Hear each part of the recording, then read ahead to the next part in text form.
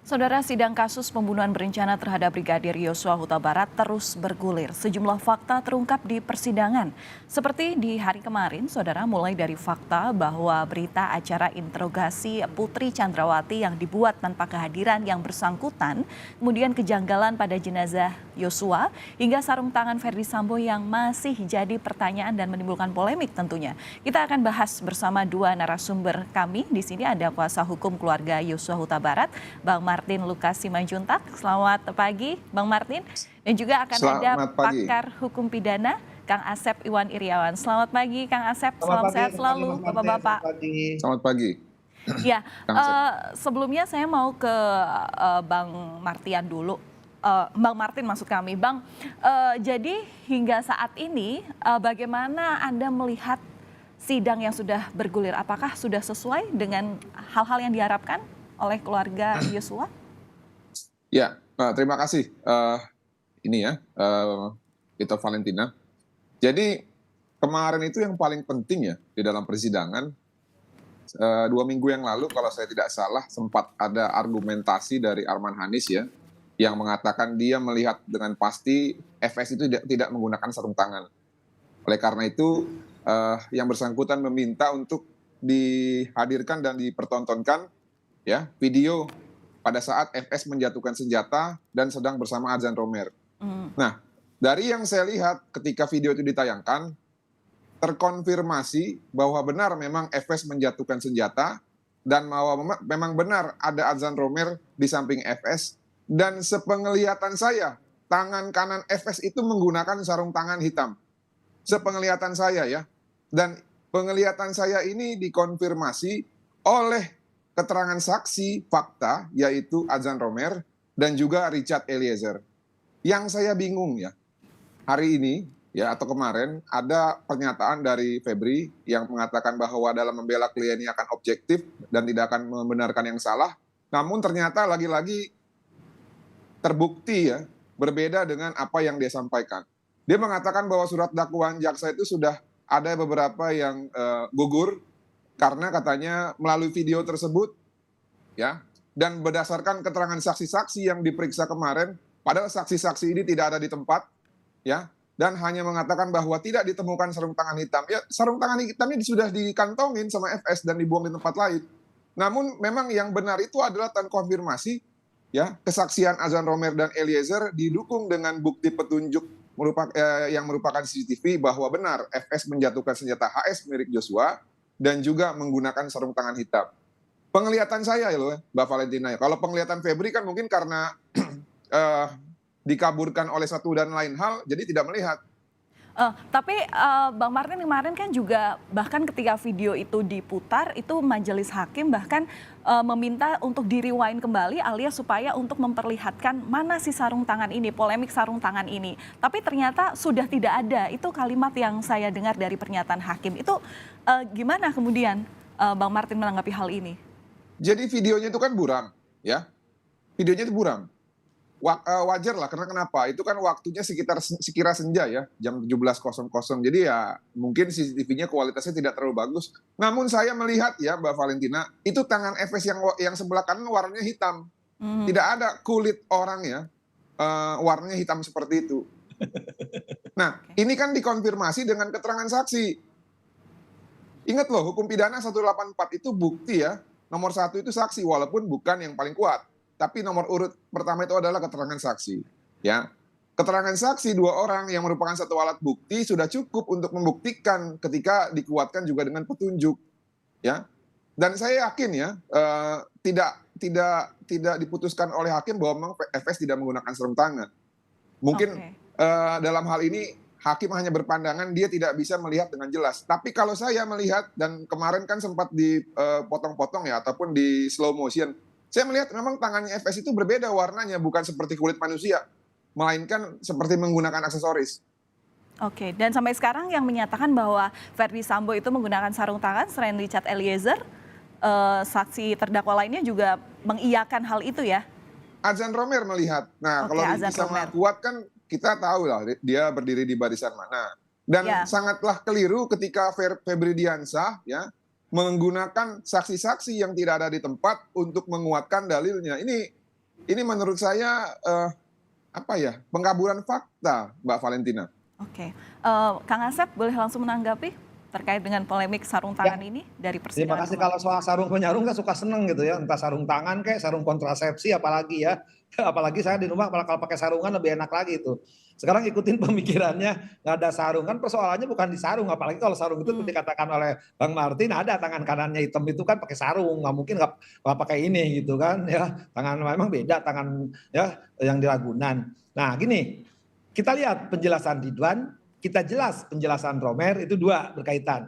Kita nanti tunggu ya surat yang dibacakan kemarin. Kita tunggu nanti ahli balistik forensik. Fakta di persidangan sudah ketahuan ya. Nih, bahwa itu nembak ya 3 kali lah katakan. Pelurunya juga tinggal 12, isi 15 sesuai. Ternyata peluru lebih dari 3 kali, berarti ada penembak lain. Di situ tinggal dilihat aja kan. Tanya apa RR, apa KM, apa PC. Hanya itu kan pilihannya kan. Nah sekarang keterangan Ridwan mengatakan bahwa FS nembak. Ya terserah sekarang mau pakai sarung nggak pakai sarung yang penting nembak, dan itu tembakan yang terakhir yang mematikan, apalagi dikaitkan dengan rekaman bahwa almarhum Joshua itu sakit mengerang kesakitan tadi ditembak oleh berarti ada eksekusi terakhir yang merampas nyawa almarhum J, yaitu siapa ya. Nah, kalau keterangan saksi Ridwan maupun Romer itu berkaitan ya, artinya apa udahlah soal sarung nggak sarung, tapi apalagi kalau memang jelas-jelas dibuktikan bahwa saat pakai sarung kan, yang jelas posisinya dia nembak. Jadi di sini itu sekali lagi ya, nah, jangan melihat sepotong-sepotong gitu. Nggak pakai sarung, jadi gugur di mana? Dakwaan gugur mah mainnya di eksepsi. Ya ini udah fakta 340 udah terbukti ada merampasan nyawa, cuman di persoalannya ya, apakah FS mengakui atau tidak mengakui bahwa dia menembak atau tidak menembak atau penembak lain. Itu aja kok. Kang Asep, ini kan seolah tadi juga disebutkan sama Bang Martin ya, bahwa kuasa hukum dari Verdi Sambo dalam hal ini adalah Febri Diansyah itu juga sempat mengatakan dengan seolah tidak jelasnya sarung tangan ini, maka ada poin dakwaan yang digugurkan yang disampaikan oleh Febri Diansyah kemarin. Nah kemudian apa langkah yang bisa ditempuh oleh jaksa penuntut umum untuk kemudian membuktikan atau juga menguatkan bahwa terkait sarung tangan ini ada, seolah memang betul ada dugaan pembunuhan berencana yang saat itu hendak akan dilakukan oleh Verdi Sambo? Sepengetahuan saya, kebetulan saya ngajar terminologi hukum, kalau gugur itu gugur bunga, gugur pahlawan. Tuh Mas Martin tuh dulu sama saya sering pacarnya digugurkan di Cikini, nah itu gugur gitu ya. Ya Mas Martin, sorry ya. Ya kalau dakwaan nggak ada dakwaan gugur, dakwaan batal, tidak terima itu. Jadi kalau sekarang sudah materi pokok perkara ya, dakwaannya ya tidak terbukti. Jadi jangan mengatakan gugurlah. Lah emang yang gugur berapa? Guguran emang bunga dakwaan kan bukan gitu. Jadi belajar terminologi gitu. Nanti salah kan. Apalagi saya sering menggugurkan gitu kan. Ya minimal mahasiswa gugurkan nggak lulus ujian lah gitu ya. Nah jadi sekali lagi gini, kalau orang narik kesimpulan menilai itu kewenangan hakim. Tapi silakan penasihat hukum nanti ya siapapun penasihat hukumnya silakan dari fakta itu Anda nilai. Cuman kalau saya berdasarkan pengalaman atau teori yang saya ajarkan kepada mahasiswa udah terjadi persesuaian tadi yang saya katakan tadi. Ya, dakwaan sudah terbukti pasal 340 perencanaan pembunuhan. Nah, cuma nanti tinggal bagaimana hakim yang menguraikan siapa yang merampas nyawa. Ya, malah saya lebih tertarik lagi justru sekarang. Itu hanya menembak tidak menyebabkan kematian loh, tapi dia mengakui dia nembak.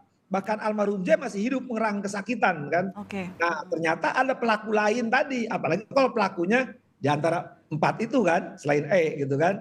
Nah apalagi kalau nanti kena kliennya yang tadi disebut digugur, yang enggak lah. Kalau gugur itu sekali lagi ya istilah itu pertama nggak dikenal, 2 tidak menyebabkan dakwaan ya tidak terbukti. Karena menurut saya dakwaannya sudah terbukti, sekarang mah tinggal bagaimana yang kita tunggu cuma 2 kok. Satu bagaimana silang antara kelompok 5 ini, satu jadi terdakwa jadi saksi, ya kita lihat keberanian ya dan kejujuran RR sama KM ya itu ya, satu itu. Kedua ya, fakta udah terungkap di kelompok 6.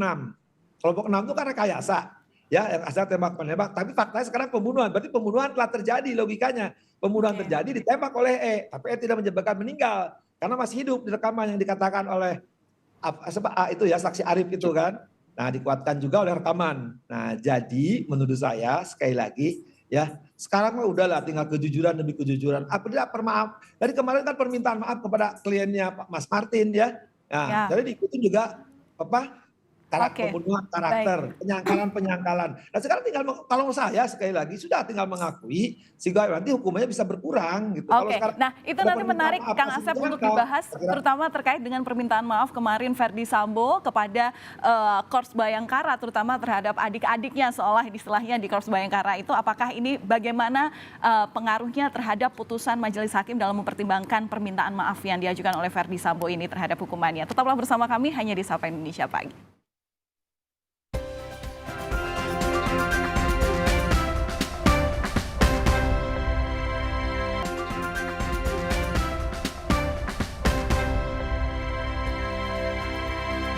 Masih bersama dua narasumber kami, di sini ada kuasa hukum Yosua, Martin Lukas Simanjuntak, dan juga mantan hakim Asep Iwan Iriawan. Kang Asep, tadi kita melanjutkan pembicaraan tadi bahwa memang kemarin itu di akhir sidang, ini ada permintaan maaf dari Verdi Sambo terhadap sejumlah saksi yang dihadirkan dari Polres Jakarta Selatan. Kemudian poin-poinnya ini menyebut ada penyesalan, akan bertanggung jawab, dan meminta maaf atas skenario yang selama ini sudah dilakukan. Nah, bisakah permintaan maaf ini kemudian dianggap sebagai permintaan maaf yang sebenar-benarnya? Apa kemudian yang bisa dijadikan pertimbangan oleh hakim? ya di KUHP dijelaskan alasan mengurangi, menghapus, memperberat. Mengurangi apalagi menghapus, kata maaf tidak ada. Maaf itu biasanya Lebaran atau Natal itu yang ada ya kata maaf tuh. Nanti nunggu aja Lebaran sama Natal. Oh Natal sebentar lagi ya Desember. Ya itu aja maaf. Jadi tidak menutup, tidak menghilangkan perkara pidananya. Nah perlu tadi, apakah maaf itu tulus ya atau fulus, malah hangus menurut saya ya. Karena apa? Kalau maaf seperti di kliennya Mas Martin, Bang Martin, ya diikuti dengan pernyataan-pernyataan pembunuhan karakter itu bukan kata maaf gitu ya. Nah, apalagi sekarang ya sejauh mana pertanggungjawab maaf dengan ucapan kata sementara ya di kelompok 6 dan di samping kelompok 6 ada yang belum jadi tersangka atau masih diperiksa. Kan mereka ada kehilangan jabatan, tidak hanya dia loh, keluarganya, anak tuturnya dan semua lingkungannya itu udah hancur gara-gara ya skenario dari S ini gitu kan. Itu yang penting. Dan kedua, nah kalau sekarang kata maaf dinyatakan di ruang sidang tapi masih nyangkal sementara ada saksi di situ A dan K yang menyatakan ya perbuatan S tapi disangkal ya nggak tulus, itu hangus kata maafnya ya karena nggak tulus tadi ya nggak jujur gitu. Jadi percuma kata maaf itu kalau tidak ditindaklanjuti dengan keterangan-keterangan yang tadi ya kejujuran sesuai dengan fakta-fakta yang telah terjadi menjadi fakta persidangan kelak menjadi fakta hukum. Kalau soal menyangkal misalkan tadi soal sarung tangan yang menurut saya sarung tangan nggak penting, yang penting nembak gitu aja lah ya. Ngapain dia? Kalau iya tinggal mengatakan aja saya ikut juga gitu. Atau kalau enggak ya enggak, tapi alasannya apa? Karena sekarang fakta yang tidak terbantahkan luka dari almarhum J itu ya ada luka yang dari belakang tembus ditutup dengan masker gitu kan depan. Itu yang satu, belum yang lain-lainnya kan. Itu yang paling telak menurut saya kan. Nah, tinggal ngaku kan ketika peristiwa terjadi tanggal 8 itu, di situ aja tinggal 5 orang ya yang nampak betul-betul melihat dan menyaksikan. Jangan sampai nanti KM, RR apalagi PC menyangkal gitu kan. Itu yang memang tapi menurut saya arahnya ke sana gitu. Hanya yang berani mengatakan itu gitu kan. Nah, kalau tidak lanjuti dengan pernyataan tadi maaf dengan perkataan di persidangan minimal terhadap nanti ketika mereka jadi terdakwa kan nanti si S ini kan nama PC kan jadi saksi di perkara yang kelompok 6 kan. Nah, di kelompok 6 jadi saksi, nah itu harus ada kejujuran masalah pernyataan gitu. Kalau enggak ya percuma. Artinya apa? Ya percuma juga gitu ya. Kata maaf itu. Bang Martin, terkait dengan sidang yang entah sampai kapan ini kira-kira akan digelar, seperti apa harapan dari pihak keluarga? Apakah masih ada saksi yang sebenarnya perlu dihadirkan oleh JPU terutama untuk menguatkan pembuktian-pembuktian terkait dengan judul dugaan pembunuhan berencana di sini? Ya, terima kasih, Dr. Valen. Kalau untuk pembuktian pembunuhan berencana ya saya pikir dari saksi-saksi yang dihadirkan ya, Daden, ya, lalu Azan Romer, lalu AKBP Riki Ridwan Soplanit, lalu supir ambulan, ya, lalu si Kodir, ada beberapa keterangannya juga yang saya pikir cukup baik ya mengenai kebiasaan sehari-hari FS, lalu Susi, ya, ada beberapa juga keterangan yang walaupun banyak bohongnya, tapi ada beberapa juga yang akhirnya dapat membantu untuk membuat hakim nanti dalam memutus perkara itu bisa yakin bahwa memang seperti contoh ya, tidak Iya, pernah siapa? ada isolasi mandiri di Duren 3, lalu tidak pernah FS itu setiap hari pulang ke rumah ya. Nah, ini kan juga menjadi satu petunjuk secara kebiasaan ya, yang tentunya berdasarkan persesuaian saksi dengan Daden juga mirip. Nah, Adakah sosok yang masih perlu dihadirkan saksi di sini? ya, saya lanjutkan dulu ya. Nah, Oke. menurut saya ini sudah mengerucut ke arah pasal 340 ya. Oke. Kalau tadi Ito Valen mengatakan apakah perlu dihadirkan lagi saksi-saksi yang lain untuk menguatkan, tentu pasti perlu. Nah, cuman kan sisanya mungkin saya pikir nanti selain dari saksi-saksi yang belum dihadirkan, yang saya belum tahu siapa-siapa di atas namanya, yang paling penting adalah nanti ketika masing-masing saksi mahkota ini memberikan kesaksian pada saat diperiksa oleh terdakwa. Ya. Dan saya berharap ya, seperti contoh Ricky Rizal dan Kuat Maruf yang mengatakan mereka tidak melihat FS menembak, ya, at least minimal dia bisa memberitahukan di mana posisi terakhir Joshua ketika terkapar sehabis ditembak 3 kali oleh Eliezer, dan di mana posisi Eliezer terakhir, dan di mana posisi Verdi Sambo terakhir. Ya, karena kalau berdasarkan hasil rekonstruksi, pasca ditembak oleh Eliezer, Joshua itu jatuh tengkurap atau dengan kepala menghadap ke bawah di daerah dekat tangga, ya. Sebagaimana kalau kita lihat visualisasinya, tidak mungkin Eliezer bisa menembak kepala bagian belakangnya jika Eliezer tidak maju, ya. Dan tidak mungkin juga peluru ditembak itu bisa letter L. Nah, berdasarkan keterangan saksi yang diamini oleh penyidik, posisi Verdi Sambo itulah yang terakhir ada persis di belakang almarhum Brigadir Joshua dengan menembakkan ke arah dinding. Makanya menurut saya, kalau saya boleh menganalisis, kemungkinan besar yang menembak kepala belakang Joshua adalah FS, ya. Dan katanya menggunakan pistolnya dari almarhum Brigadir J yang sudah dipersiapkan dari rumah saguling. Jadi saya pikir nanti tinggal Baik. antara saksi mahkota saja. Nah, namun sedikit tambahan nih, untuk perkara yang lain, obstruction of justice, menurut saya ya, karena terdakwanya cuma 5 ya, dan juga bersama dengan Verdi Sambo, ada saksi yang harus dihadirkan, Ya. ya. Seperti Siapa? contoh, ya, Oke. Kapolres Metro Jakarta Selatan nonaktif. Dia ingat loh, dia yang membuat rilis loh mengenai perkara ini.